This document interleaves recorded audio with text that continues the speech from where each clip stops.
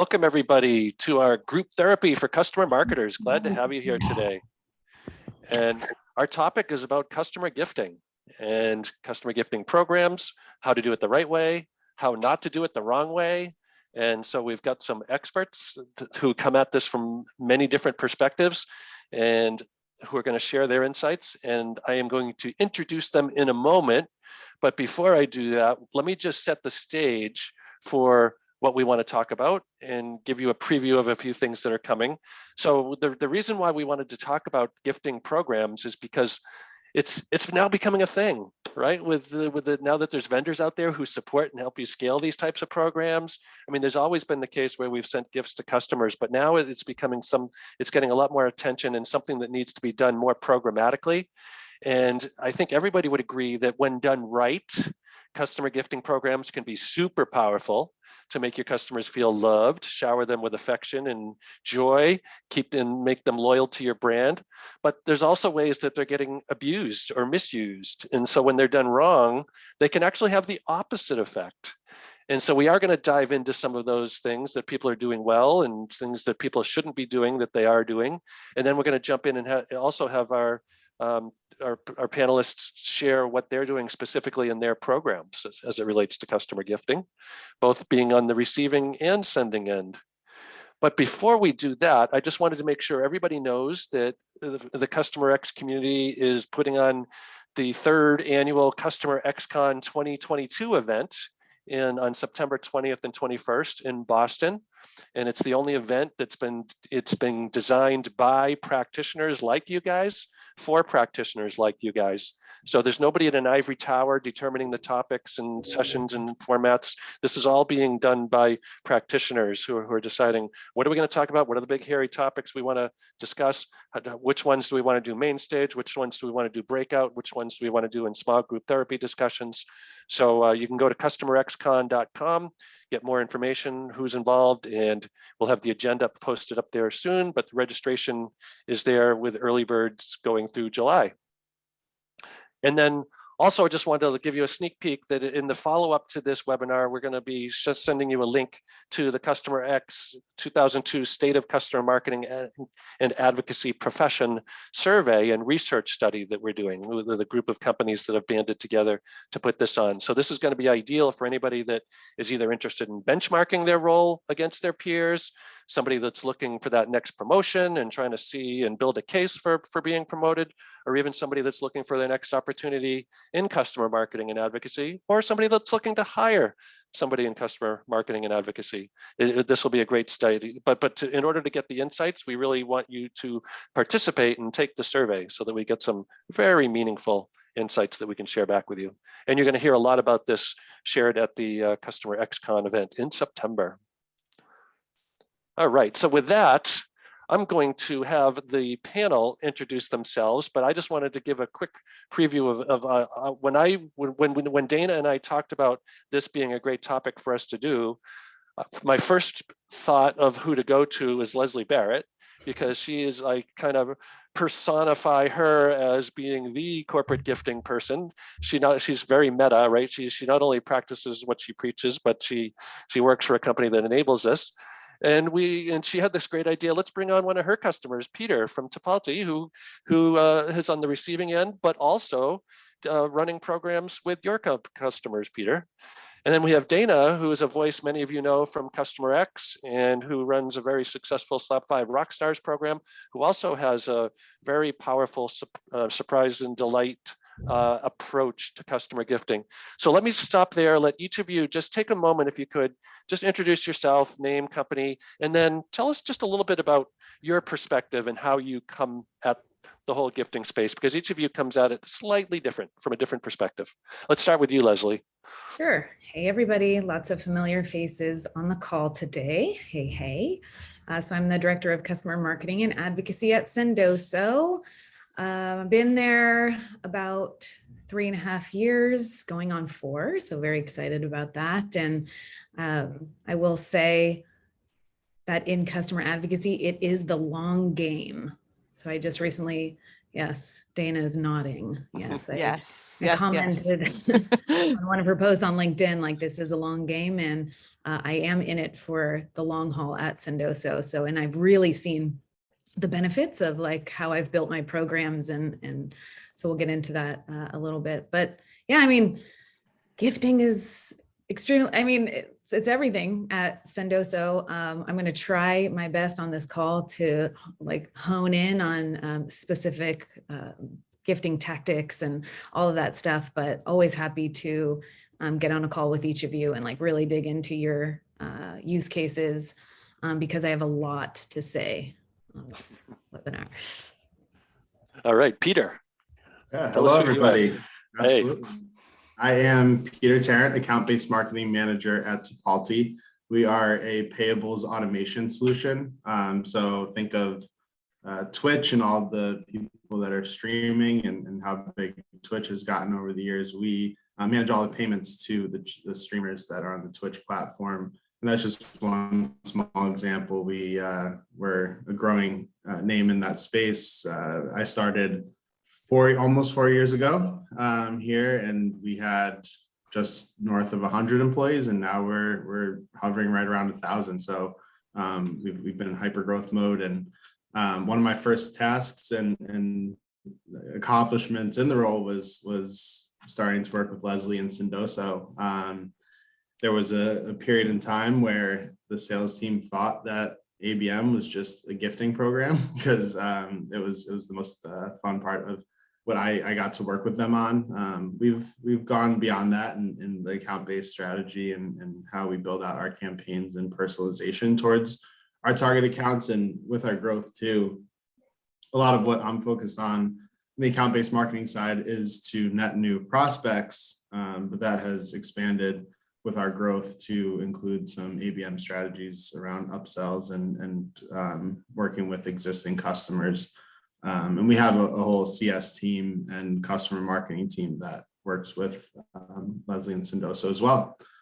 So excited to be a part of the panel and to get deep in the weeds on gifting. All right.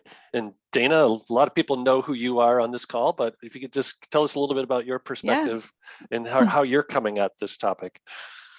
Yes, yeah. Thanks, everyone. So for those that haven't met me, I'm Dana Alvarenga, the Vice President of Customer Experience at Slap5, and I really come at it and like to follow that phrase of the surprise and delight, and really not offer the gift or give it as an upfront offer for, here, you can have this if you do this for me. It's more of the after the fact, and like Leslie mentioned, it's that long game, getting to know your customers, building that relationship, and knowing what is something that would excite them, what is something that would surprise and delight them as a thank you for doing different acts of advocacy, which we'll go into a little bit later. So that's my view on it. And I like being on the receiving end too. I don't know if anyone's on here from Captivate, but I have a pair of your socks on too right now. So that as well. I joined their Jeopardy. Oh, hey, Elisa, I joined the Jeopardy last year and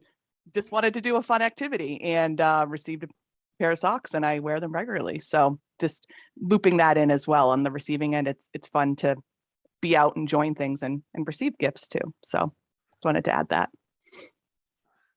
All right. And so just want to let everybody know, we want to keep this very interactive. So please ask your questions in the chat, or if you want to come off mute and ask your questions live, just sort of raise your hand in the chat and we'll call on you. We want to keep it very interactive, informal. I do have a couple of questions that I want to ask our panelists, so we'll start with that. And so let me just ask, so I was going to start off with the negative, but maybe I'm rethinking that. Let's start off, I want to start off but at a more bigger picture view, though, a little more strategic view, with what are the right types of situations? And I want to ask this of all three of you. What are the right types of situations or the right types of behaviors or whatever it is where you see gifting coming into play and playing a very strong role to achieve a business goal that you have, as well as that your customer may have, and why? And tell us why that particular situation or behavior is so appropriate to be part of a gifting program? Why don't we start with Leslie? I kind of even want to like go back a little bit further. Go. than Okay, take diving us. right in. So let me, Take us back even further. Let me, because it is the long game, right? And this is what we're talking about. But yeah, so I have some advocates in Sendoso on this call right now. So hey, I see you there, Jessica and Zoe. Hey. So just for your guys' knowledge, I want to give you a background. Hey, I want to give you a little bit of background on what the advocacy program is. So it's for our marketing power users of Sendoso. And then they range from super successful raving fans to marketers that, aren't quite seeing success. They believe in our mission, and they want to influence where our platform is growing and the growth of it, and to make them better marketers, right? So I've worked with marketers for about 10 years now. I mean, I can't even believe I can say that. That's so weird. I started my career at Marketo in 2012. And then I've had a good sense of working with these folks at Sendoso for going on 4 years. So I build my programs around these 3 pillars. And for anybody who is like starting an advocacy program, these pillars not only guide your programs and what you build, but they also stop anybody from coming in and asking more of you. Because I don't know about you, but I've been a one-woman show for a long time. And like people will always just kind of like ask you to do more things. And you're like, you know what, doesn't really fit into these 3 buckets. So I'm sorry, like it's not really, it's outside of my scope, and it really like protects everything. Because if you stay within your pillars and how you're building your programs, your advocates will stay happy and they'll stay engaged. So my 3 are learning and development. So not just skills and marketing tactic development, but also like career development. So making sure that I'm providing them with both exclusive content that's going to make them a better user of the platform, but then also offering up those speaking opportunities, PR spotlights, things like that. And then second one is peer networking. So my marketers, they love to get together. They love to share best practices. So I'm constantly getting on virtual, user groups, webinars, hosting in-person happy hours. And then we also have a Slack workspace where we all come together and share successes and send ideas. So everybody just wants to get together. And then rewards and recognition. This is where gifting comes in, right? And this is where Sendoso fits so nicely.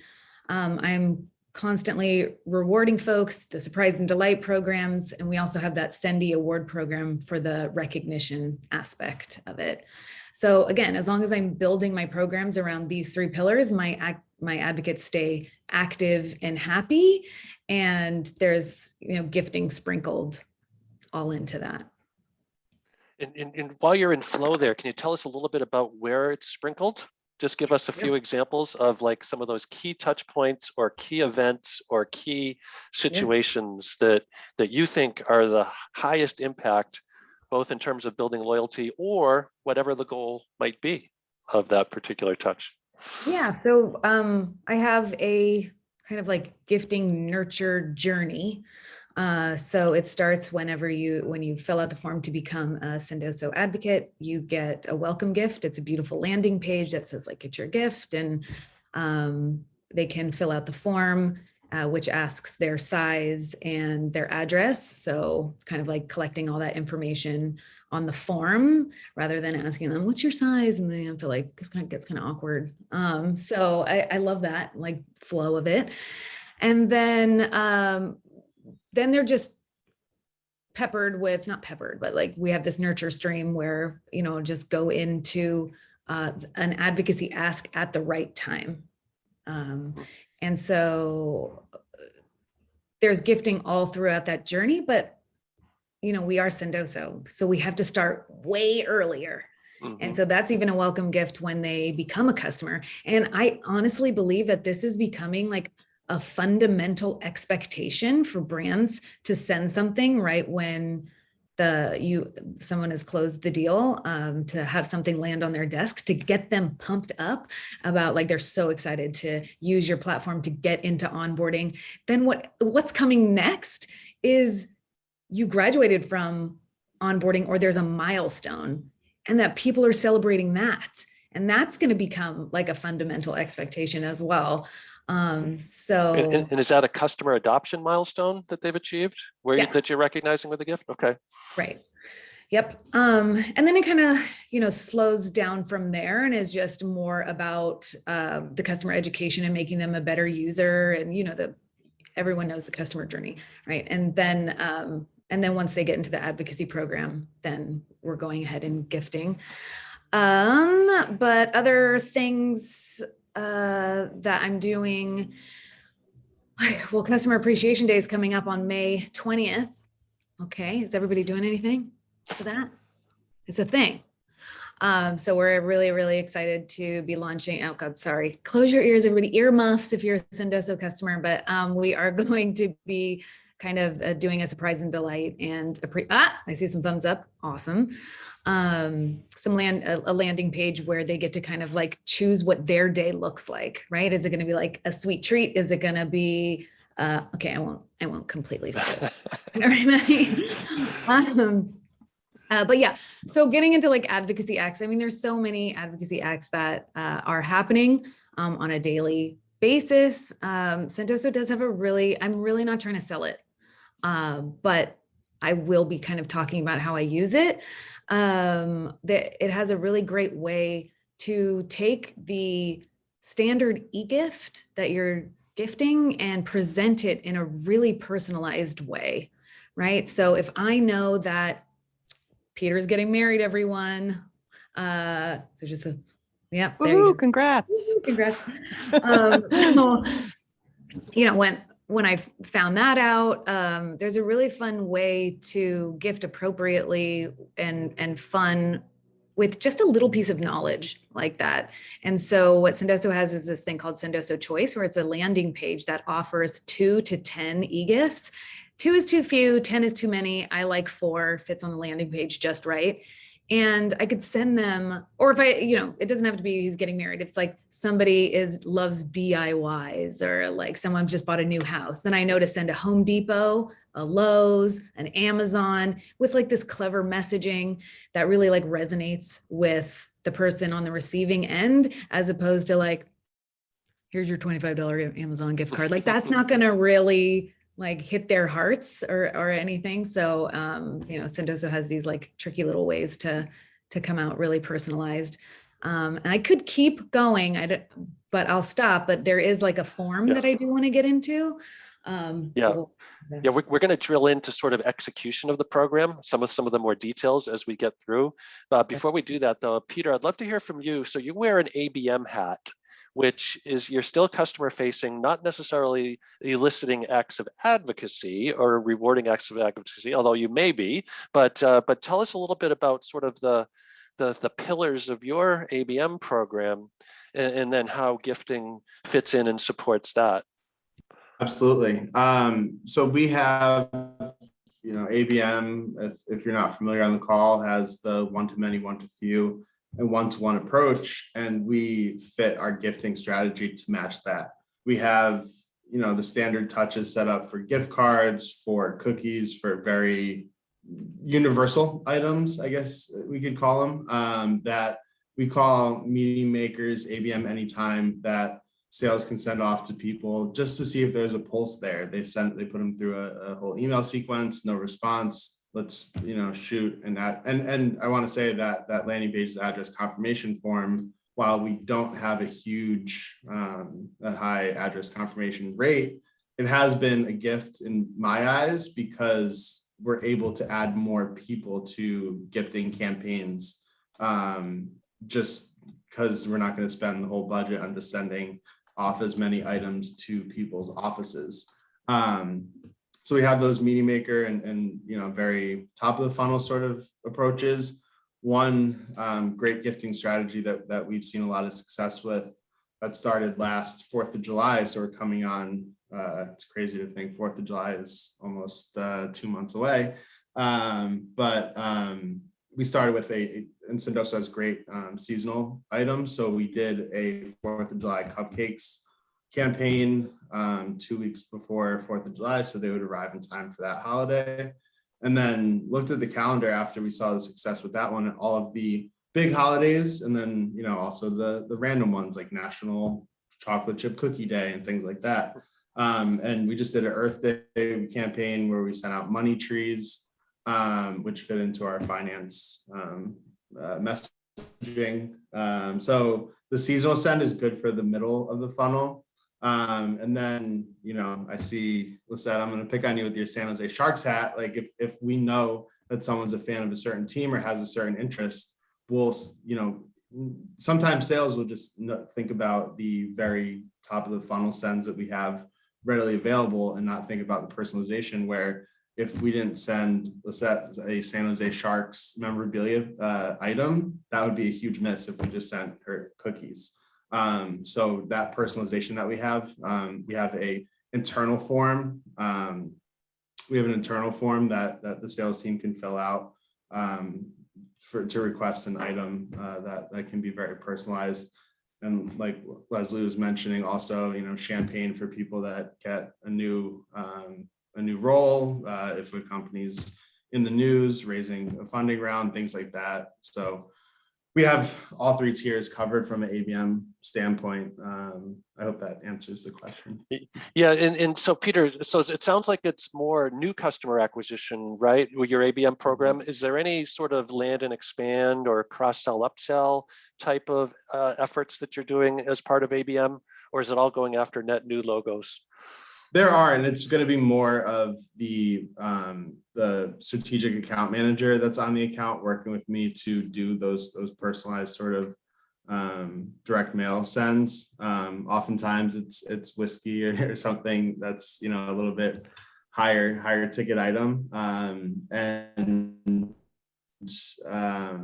we're also developing. It's been in the works for a while, but a more strategic new customer signing gift package, in addition to a when they go live and start putting payments through the platform package that are default for new customers. So we'll have both those options where it's land and expand and upsells, and then in addition to new customers coming on board with a nice little welcome to Palti package.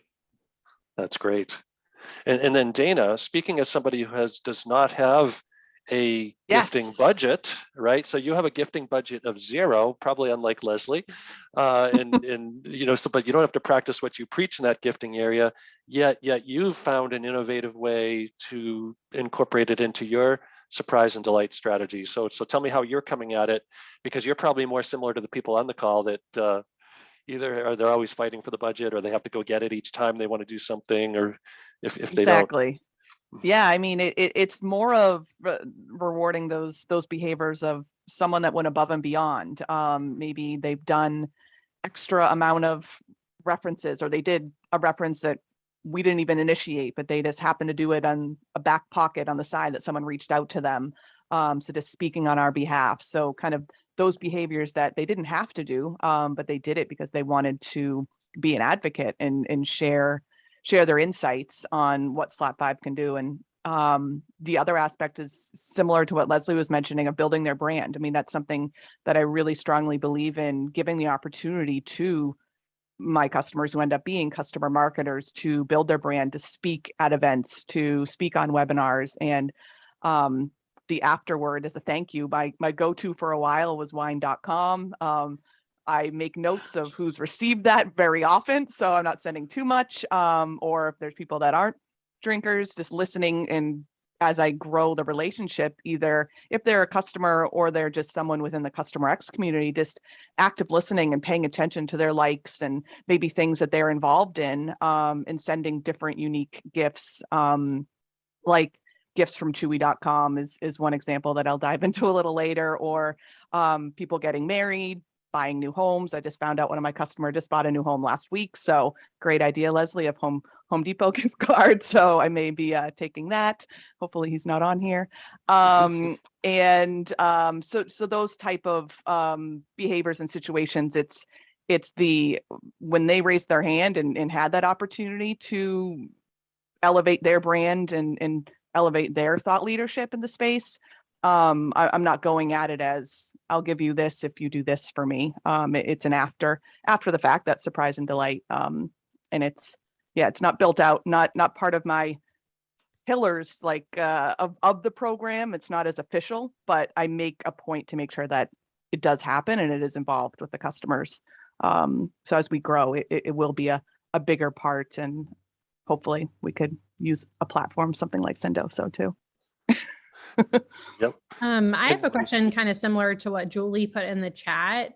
I think every one of us is dealing with this. And if you're not, like, definitely please respond and give me your secrets. But the hardest part, I think, of this remote world right now for gifting is that, you know, you used to be able to surprise someone and just send something to their office. And then that is like the best feeling, because you like get there and you're like, oh my gosh, I got wine and cheese. This is so great. But, you know, we don't have access to that information right now. And sometimes I've found, like, even our customers that are super excited and happy to do things for us and probably want a gift won't fill out that form, you know? And so any tips for how you've been able to kind of nudge along those people would be super helpful. Yeah, for me, am I on mute? No. No, you're good. So, okay, we have the help us spoil you form. That's also, so what's the flow? Okay, so they get their welcome gift. We don't keep that information of their address if they fill it out on a Marketo form. So I have to go ahead and capture it again. And so we have a help us spoil you form. That's a Google form that integrates with Zapier that pushes into Salesforce. And so one of the questions on there is preferred address for gifting. So there's one way that you can collect it it's not required, so they don't have to fill that out. I will say that I haven't had a problem with it. However, we are in two different probably industries, like I'm marketing to marketers who are like, yes, give me all the stuff. Procurement isn't right. Yeah. Okay. But then I have a follow-up, which is like book time with me. And so it's the next email in the flow 4 days later. That's like, hey, I want to kind of understand your level of participation. I want, quick 15 minutes to understand like what you need, from me. So like positioning it that I'm there just to help him or her, or like with whatever they need next in this sending journey. And then that's when I'll go on the call, and then that's when I'll dig in and find out all the good stuff. And then kind of make the ask or reposition the form, send it again. That says like, and validating the fact that we don't keep this information, that it's a one-time thing in your emails, maybe the first time. I've heard that has helped. And Peter, you can correct me if I'm wrong here, but some of my customers are saying that if they put that in the email or on the landing page, that this is not being kept in a library of addresses, makes people feel better about that. Absolutely. Did you have a thought on that? You want to add to that, Peter? No, I think that does help. It's just when a lot of people don't read through that part of it. So sometimes people respond and ask a question directly to the sales rep or myself about the address, and we'll ensure them that it's not being stored anywhere. Yeah. And since we're on this topic, let's dig into Julie's question. So Julie, when you talk about the landing page, is it the landing page specifically around initiating a gift or an event that results in a gift, or is it the landing page, a bigger Uber landing page to invite people into your program? So it is, well, my experience, we used to use Loop and Tie, another gift vendor. We're actually switching over to another vendor, but you would click and select your gift from Loop and Tie and then enter in your address at the end. And we only had like a 60% response rate on that. I think a lot of people just would ignore the email. And the only other strategy that we really have is, to have CSMs reach out directly and, get the address that way. But yeah, it's definitely, brought a lot of questions on like, how do we, like, would Zoom Info be able to provide the addresses that we need? Like, or are there any other possibilities? But I understand it's kind of a tricky situation, and if somebody doesn't want to give you their information, then sometimes they're just out of luck. Yeah. So let's. I wanted to build on that too, and one of the things that we had put on the agenda for talking about today was some of the ways that people are maybe misusing or abusing it. And rather than just sort of making that claim, I want to ask people on the panel, maybe starting with you, Dana, like one of the debates I think out there is whether to use this as, again, I don't want to lead the witness, but I kind of call it a bribe, but kind of offering an incentive ahead of time saying, hey, if you go do this for me, if you go write a 5-star review, I'm going to give you $100 gift card to Amazon or something like that. And so I wanted to see, your experience. Well, I don't know that you have done that, but what's your take on that versus, kind of the more unexpected after the fact? Thank you. I mean, do you have an opinion? Yeah, I mean, definitely in a past life, I have done that. And I think the difference of not doing that today, not kind of offering that upfront bribe, is really, it makes it more authentic. It's whatever the ask is, the outcome that the recipient is doing, that your customer is doing, it comes over, the content comes over not forced. If it's speaking on a webinar, if it's sharing their voice in an interview, an in-person interview, whatever it may be, they're more likely to be more involved and more authentic while they're kind of giving their insights and sharing their voice, versus it being forced. And it almost seemed like, okay, you needed this half hour and let's get it over with and do it. And that comes across. And I've experienced that in my past life. So that's where it always is great when Jeff and I align on similar themes with this. So I do agree with his thoughts on that. So that's where I come into play. I'm never asking or offering something up front. I mean, to flip it, even just having customers attend a user group last year, we had our first in-person user group. And when they all showed up, we had these pullovers ready for them. I didn't say, come to this in-person user group, take time before the conference to show up because you'll get some swag and you'll get to do this. And it maybe we did bribe a little bit with, we offered dinner afterwards, but still, just everyone was really surprised and excited to get that. And I am on weekly check-ins every week and people are wearing them. I was at a meetup last week. ET was wearing hers in person. So it's something that's of value also, but simple as that, attending a user group. I mean, I think that's something as well that ties into it. So that's my thoughts. And Leslie and Peter, I mean, are there appropriate situations to use the gift up front as the reward, like to offer a reward up front? I mean, I don't want to rule it out entirely, even though, I'm not a big fan of conditioning people to wait for the next reward, but I also don't want to rule out the fact that maybe people, either you or others on the call, may have discovered a situation where it does work. Oh, and before too, sorry, Peter, there was something in the chat that Kaylee did mention that came up from Kim last week when we were talking about peer reviews, Kim and Acumatica, that the magic dollar amount is that $25. And beyond that, it's really diminishing returns of if people are going to do it or whatnot. So that seemed to be a pretty agreeable consensus in regards to the peer review space of offering that up front. So I disagree with all of this. No, go ahead. No, seriously, we don't all have to agree. We don't all have to agree. You could go first. So yeah, it's not harsh. And where I'd say it's appropriate is checked it, like if someone's newer in the role, like when I first started working with Sendoso and some of the vendors that I work with, and was getting showered with gifts, I was like, this is awesome. It's like Christmas every day, every month. But now, as you progress in the role and become more senior, that only means so much because you've gotten a bunch of gifts and it's the vanity of it's worn off. So just speaking on webinars, and building my personal brand and being able to connect with like-minded individuals is more valuable to me now. So if you have some people that are influential in the buying process and are more junior in the role, sure, it might be worth incentivizing them. But like, for example, I did a referral call for someone that eventually signed with Sendoso, and that prospect and I, or that customer of Sendoso and I now have bi-weekly calls just to discuss ABM. So just that network in and of itself cool. is, you know, more valuable than any gift. Right.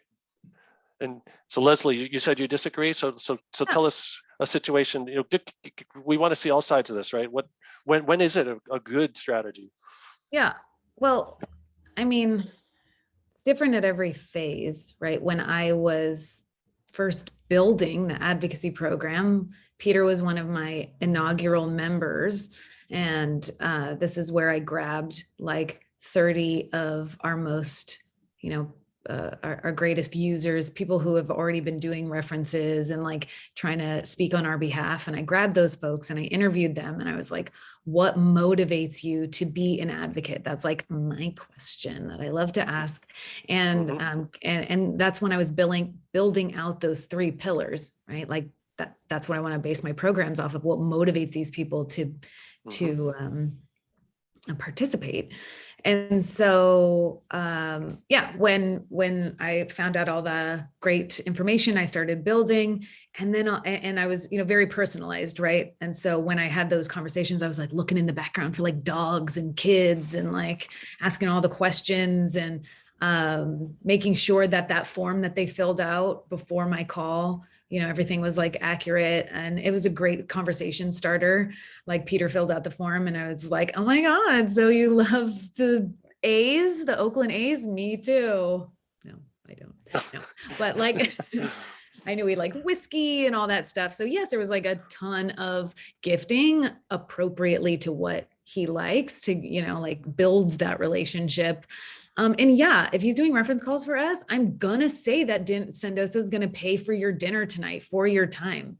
Like, you know, at the time, I didn't know that he was gonna like have all these bonds with these people and like continue the conversations. But I really thought that, and I still think, and Jessica is on the line too, and she does reference calls for me, and she knows what to expect, that she's going to get dinner that night. So it means 2 things: connecting to like-minded individuals, and I get my favorite restaurant tonight or something. Like, I just don't think it's bribey at all, because they took time out of their day to do something for us. And so, but yeah, big speaking opportunities for conference, I don't lead in and say like, I'm going to get you coupe champagnes where you could saber it and like, you know, everything's gonna be so One of cool. my favorite videos we've done to date.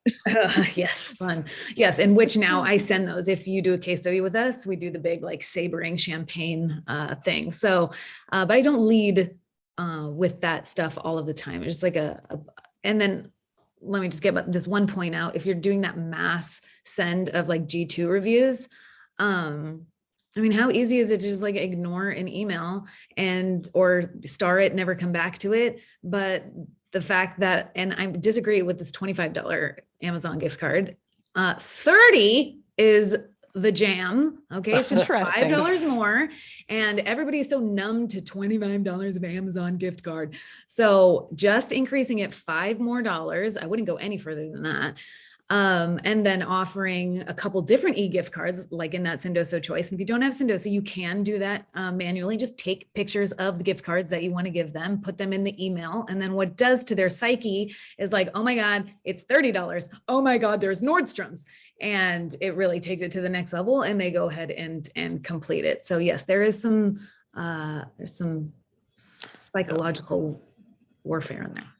And that's awesome. I love hearing both sides as well as examples. And another one of these topics that you can make pros and cons is, as Dana mentioned, the swag, right? A lot of us, we love to see our customers wearing our swag, right? And so where are the what are the opportunities or the appropriate situations where swag makes sense? And is it ever, can you overdo it with the swag, or because it's definitely not as personal? It's kind of a selfish thing to do, to send them your swag versus sending them something that that they have a new baby on the way. It's a girl and she's wants this type of thing where you really take the time to get to know the person. So I wanted to see if you had any thoughts. Any of you had any thoughts on the swag issue? Well, I tend to go to swag when I don't have any like great grip or grasp on what's going on in their lives. And so that, but you know, we're Sendoso, and we always have to be leveling up this this swag game. Patagonia, you can't brand anymore. Rude. Oh, you can't? No, I don't know what happened Well- with that, but you can't do that. So we like pivoted over to North Face. And then also any Sendoso customers, earmuffs. What I'm really excited about in my new welcome gift is this heavy blend crew neck sweatshirt with an embossed logo, which means the fabric comes out a little bit more. So it's not that like screen print, tacky screen print. It's actually kind of like looks like it's part of the sweatshirt and it like sticks out a little bit more. It's very cool. Vendor is Canary. If anybody wants to go look those up, price point is amazing. And it's that heavy blend. So it's a really like thick, great quality material. I will be living in this. And so when you're able to like up level and and get more quality swag, like I think it lands pretty great. Peter, ABM perspective, top of the funnel, middle of the funnel, what role does swag play? Yeah, I mean, listen, if I'm you know, analyzing a vendor on my end, unless I'm a customer, I'm not really going to care about having a branded item, just in case we don't choose that vendor, and it's not going to make a difference in my decision to choose a vendor. If they send me a nice sweatshirt that I'm going to live in, it'll be nice to to have and add to the wardrobe, but it's obviously not going to make a difference. So, and Sendoso has so many awesome tangible items, from the edible and drinkable sort of options to plants and things that you can have for like by your desk for a while that aren't necessarily associated with the brand. So for everything prospect facing, it's 90% going to be one of the cool swag items. They have co-branded Oreos, so we can send Oreos with our logo and the prospects logo on them. So that's cool. That's a cool one. But it is the strategic account managers that are mostly requesting swag. So it's the swag is more on the customer side for sure. Requesting it for themselves or to give to customers? They give to customers and themselves, both. Okay. And so I want to do a call out to Jessica. Jessica, you warmed my heart with your comment. I want to see if you have anything you want to add to your statement about sometimes that a thank you email goes a long way. Do you have a scenario or a story about that? Because I love that. Yeah. So like if I know an advocate is doing something for me, I'll send like almost immediately after they've done it, I'll send them a thank you. I do like Alicia's idea about the handwritten note too. That's even better. But then I'll say thank you for doing this. It really impacts us in this way. And then I'll gift them something at the same time, like that surprise and delight. Because so many people don't say thank you. And then as an advocate, like I've done things for companies and don't get thanked, and you kind of feel underappreciated. And if that's the case, then your advocate's not going to do it again if they start to feel like they're being overutilized. So do you get the sense of being on the receiving end of that it's almost like closes the loop on that activity that you did, right? Because otherwise you just went into the ether and you have no idea. Yeah. Absolutely. And then I'll do it for things like reference calls, right? Thanks for taking the time. We really appreciate it. It makes such a big impact for prospects to hear from awesome customers like you. And then they'll respond and tell me what the conversation was like. And then that's extra ammo I can give to the salesperson. And Jessica, That's do you or anybody else on the call want to pipe in? Do any of you have sort of higher ups in your company reach out for, out above and beyond type actions that customers take? Because I know I've heard people mention that, hearing from a VP or a C-level executive or even the CEO, sometimes it's like, oh my God, they recognize that I did this. That's what's happening in the chat right now. I've seen, they're talking about CEO letters, a handwritten note from the CEO, or maybe chief customer officer could be someone that writes that. But I mean, even just the email, not necessarily doesn't even need to be the handwritten note. I mean, that's even better. But yeah, that's exactly what's happening now in Okay. the chat. They're talking about that. Okay. Okay. All right. So this is awesome. All right. I knew that would get a lot of things going. So let's what I'd like to do, though, we have about 12 minutes left, is let's talk a little bit about operationalizing the programs. Okay. So we talked a lot about kind of theory and behavior and human psychology and some opinions on things related to that. But maybe Leslie, if you could tell us, I mean, so you work with a lot of customers who are themselves implementing programs to make it scalable and operationalize. Is there any advice that you have? And Peter, I'm going to come back to you as well to see how you've maybe incorporated some of their advice. Like what are some things people should be thinking about to make this not just sort of a random act of throwing a gift at somebody? Yeah, I would definitely interview your advocates or customers to see what kind of resonates with them and what motivates them to participate in your programs. As far as scaling goes, gosh, I really try hard not to pitch and talk about Sendoso, but we are able to scale these programs Yep. by, partnering or integrating with your, marketing automation to be able to scale and make it look like these one-to-many emails are one-to-one and personalized, and with the address confirmation link right in your email to go ahead and put your address in to receive your gift and all of that great stuff. I'll stop there. The long game too. I think too, it comes back to that long game of the relationship building of, yes, understanding what's valuable, but knowing your customers and understanding how it makes them feel or what's going on in their life. I mean, that long game is different aspects. It's one, how it makes them feel, what they're doing in their role, and then on a personal level, because we had a guest on a group therapy back in the fall, Allison Bukowski and Kylie, I can never say her last name, Montanaro, who's now at Captivate. We did a prep call for that group therapy, and they both connected that they had a love for animals. And I think they actually brought up during the group therapy the great customer experience that they had with Chewy.com. So afterwards, I didn't go my typical route of wine.com of thanking them to be on it. And I sent each of them a little gift basket for their pets and a gift card. And Allison's email back to me was, how perfect was that? I didn't know, but one of her animals was sick at the time, and it was even more valuable. She knew what that gift card for Chewy was going to go towards. And she reiterated, this is all about what relationship is about. And she wasn't a customer yet. She was soon after that. That wasn't why, but I'm sure it helped the aspect of just always making sure you're always thanking everyone, even if they're not a customer today. There's someone within your space. They're a peer, because you never know who you'll be connected to down the road. So you don't want to be, like Jessica mentioned, you don't get thanked for something that you've done. You always want to make sure it's inclusive with everyone for it. So that's kind of where I wanted to add there.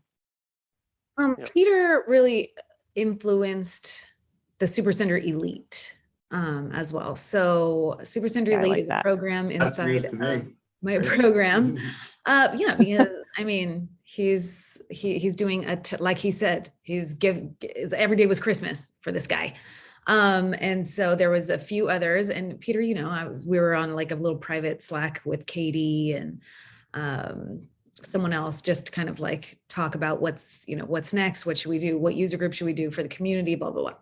And so the Supercenter Elite is, if you think about it, not all advocates are created equal.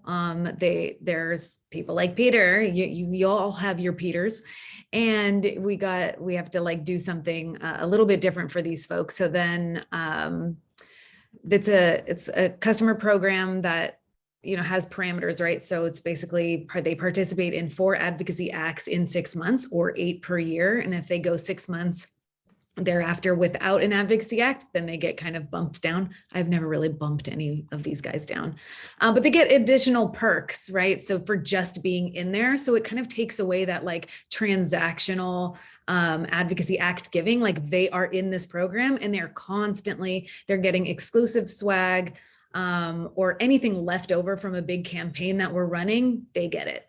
They get freebies, monthly gifts, they get invited to the customer advisory boards, and then they also get everything first. Beta opportunities, first dibs on speaking opportunities, like they get asked first, and it makes them feel, pretty special, and I hope it does. And so it kind of takes away the transactional gifting. That's great. Peter, any keys to success in how you're running the program that other people here on the call could learn from? Yeah, and what I'd say about just like having that community is one of the biggest benefits from the advocacy Slack that Leslie has created is just the sharing of ideas and ideation, where someone will just ask a question like, oh, so I have a customer that had a newborn child, and what gifts have you all sent for a situation like that? And like the thread in that chat alone will just spark so many different ideas, and that's happening at a constant clip where there's always inspiration in that advocacy channel. So I just think the knowledge share that happens and creating some sort of channel for that, whether it's on Slack, whether it's a LinkedIn group, whatever works best for your company, just getting customers. And we're actually launching one here at Tipalti that I'm going to draw from what Leslie has created and helping to shape that and showing what she's done to the person that's building that out at our company. But yeah, just the knowledge share has been huge for me. Great. And what was the winner, by the way, or what are the top suggestions for a newborn baby, parents of a newborn baby? Well, they have was it Knack Shops, Leslie, has like a newborn. You have one vendor that has a newborn. I chimed in on this and I was like, I don't want to cook. Nobody wants to cook when they have a baby. Oh yeah, of course. Okay. So like sending dinner, or Sleep. there's these other, there's this like soup vendor that's really cute, and it's just like, it comes frozen and you just kind of like take it out whenever you can. Oh my God, I'm getting flashbacks. I'm like sweating thinking about it. Amanda Peacock said sleep. Can you deliver that? Yep, we'll send sleep in a bottle. Can you add some sleep in a bottle to the gift list? Some eye masks. And maybe just in the couple minutes that we have left, Amy asked a great question here about convincing the team to adopt the program. What metrics or other info would you put in a business case if you're trying to make a program justify doing a program like this? Because you're going to get the skeptics, especially the CFO. What? You want to send gifts to our customers?